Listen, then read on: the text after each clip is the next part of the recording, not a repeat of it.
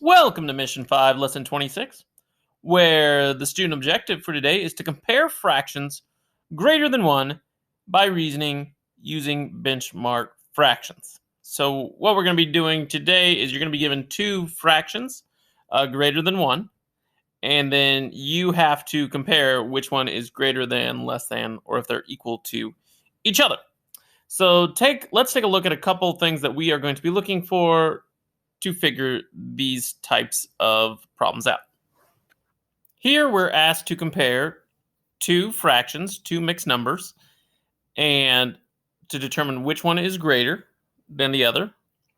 And we're given 3 and 2/9 compared to 2 and 4/10. So these two mixed numbers.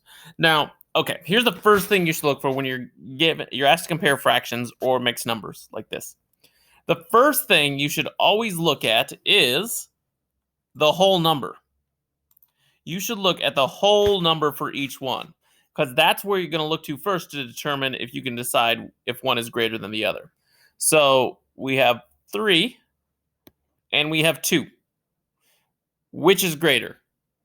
3 or 2? That's what I'm going to ask myself. Which is greater, 3 or 2?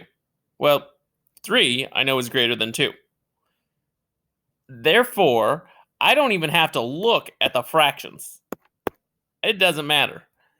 Because right there, I know that 3 and 2/9 is going to be greater than 2 and 4/10. Simply because I just looked at the whole number, 3 and 2.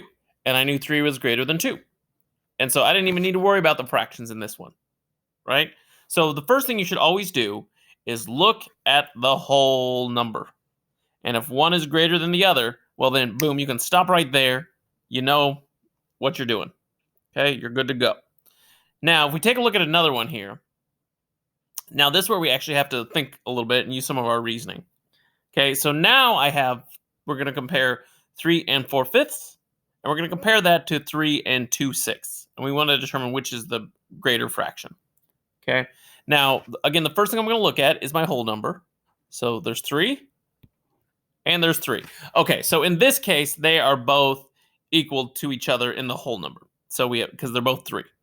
So if they're both equal in the whole number, like in this case, now I need to look at the fraction to determine which is greater. So now I'm going to look at 4/5, and I'm going to compare that to 2/6. And I'm just going to ask myself, okay, what's greater, 4/5 or 2/6? And I'm going to think by using reasoning here, right? My benchmark reasoning. And so I'm going to ask myself, okay, is 4/5 greater than or less than 1/2? Well, I know 4/5 is greater than 1/2 because half of 5 is 2.5, and 4/5 is actually even just one piece away from another whole. Okay, so I know 4/5 is greater than 1/2. Now let me ask the same question about 2/6. Is 2/6 greater or less than 1/2? Well, 2/6 is less than 1/2. Because half of 6 is 3, so 3/6 would be 1/2. So 2/6 is less than 1/2. So let's think about that for a second. If I know 4/5 is greater than 1/2, and 2/6 is less than 1/2, that tells me that 4/5 is greater than 2/6. And therefore, I know that 3 and 4/5 will be greater than 3 and 2/6. So the first thing, again, you should look at is the whole number. And then if one of the whole numbers is greater than the other, then you can stop right there.